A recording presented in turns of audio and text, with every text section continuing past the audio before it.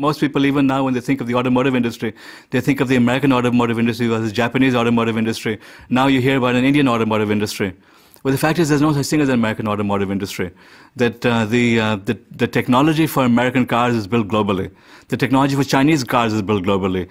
The parts for the Indian Tata car are assembled globally. What's happened is that entire industries have globalized. Outsourcing is no longer really, because that implies we're in and that's out, and we send it out and then it comes back in. That's really, we've actually leapfrogged that now. It's not outsourcing. It's made everywhere, designed everywhere, sold everywhere. In the last decade, a lot of companies have experimented with outsourcing, and some have found that it worked for them, and they continue to do it. Your Apple iPod or iPhone is assembled in China, and I don't think that's going to change, or your iPad. And other companies have discovered that it hasn't worked as well as they want, and they're bringing those jobs back. The jobs have gone overseas. That's fine, as long as we're still doing the design and the analysis in the USA. What we're seeing is that increasingly R&D is shifting overseas to India, China, and all over the world. Now, you can't stop it. No matter what the US does, it cannot stop the fact that India is rising rapidly. China is trying very hard to rise and catch up with India, but our research has shown that they're having lots and lots of problems because you can't mandate innovation. And it's what the Chinese are learning the hard way. The term made in America now, or made in Germany, or made in China, is really on its way out. The new term in the business world is made in the world. Made in the world. Pascal Lamy, the head of the World Trade Organization, uses that now. Because in the old days of kind of us designing it here, manufacturing it in Hong Kong, and then having it sent back here, that's really over. It's now designed everywhere, made everywhere, sold everywhere. It was in 1998, as so many American companies went to China, that New Era opened shop in an abandoned factory and created 300 new jobs for Alabamans like Loretta Moore. I love the job. I was an embroidery operator. It was an exciting job to me. What you're looking at is what is left of the equipment that's in the facility. We had an auction here about 3 weeks ago. Virtually everything in the mill has been sold. We're in the process of shipping that machinery out all across the country, in fact, out of the country as well. All businesses have ripples. And so if I close down a textile factory, it's not only those workers who are negatively affected. If that town loses its big employer, then the tax base is affected, which affects the school district and, the transportation and so forth and so on. Why do you think the West is failing? Because the things that made the West leap ahead economically and in terms of life expectancy and in terms of power were 6 institutions that essentially we monopolized for about 500 years. What? Competition, the scientific revolution, the rule of law based on representative government and private property rights, modern medicine, the consumer society, and the work ethic.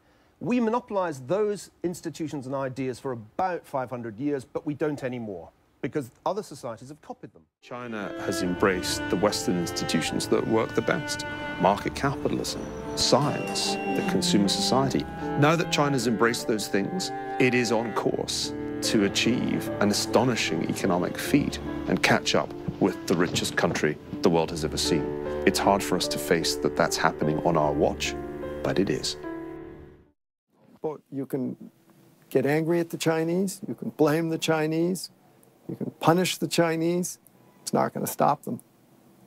So the question is, how do we best compete with them? We'll have to play our strengths. One of our strengths is certainly research and development. Universities are a key link in that, and yet we don't support them very well. So a few of the things that China is doing are things that we ought to be doing. China is very good on infrastructure, and we are not. We are, by one estimate, $2.1 trillion in arrears in investing in the infrastructure we need. And China has the kind of can-do spirit that we used to have in the United States. But we also are clear that the key to American renewal is not to imitate China. China has plenty of problems. China is not going to have a smooth path upward.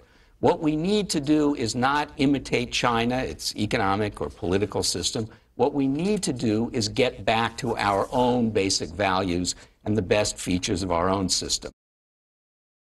Educate our people up to and beyond whatever the level of technology is, whether it was the cotton gin or the steam ship or the supercomputer. Second, have the world's best infrastructure, roads, airports, telecom.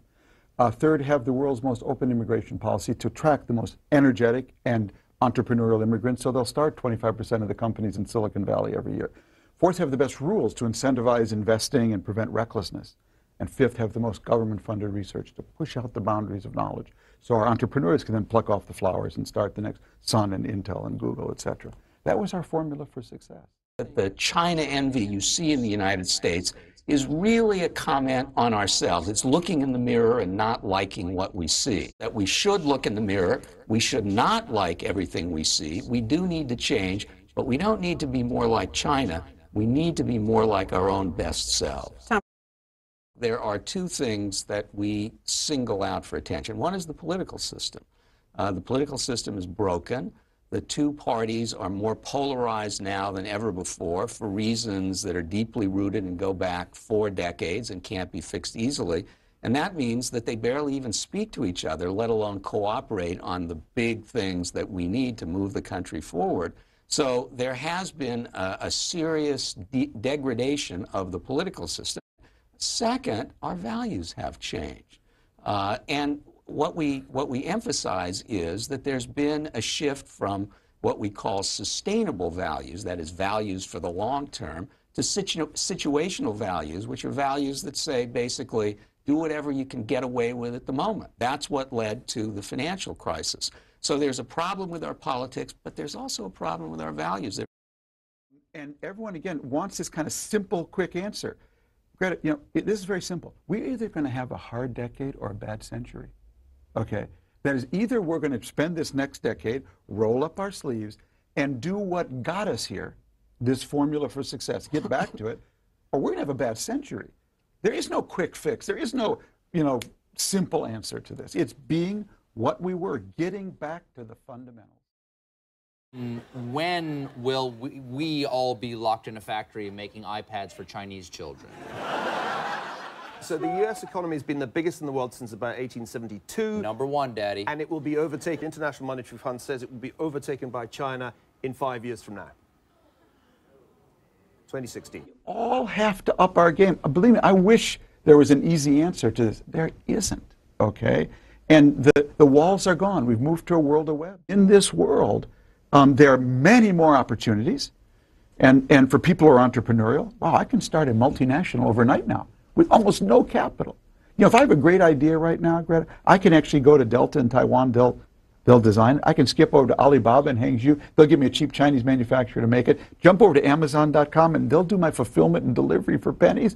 Go to Freelancer.com and get my logo, and Craigslist to get my accountant. Okay, those are all commodities. I mean, if I've got an idea, I can do that. So unfortunately, the downside of this is we all are going to have to be a little more entrepreneurial.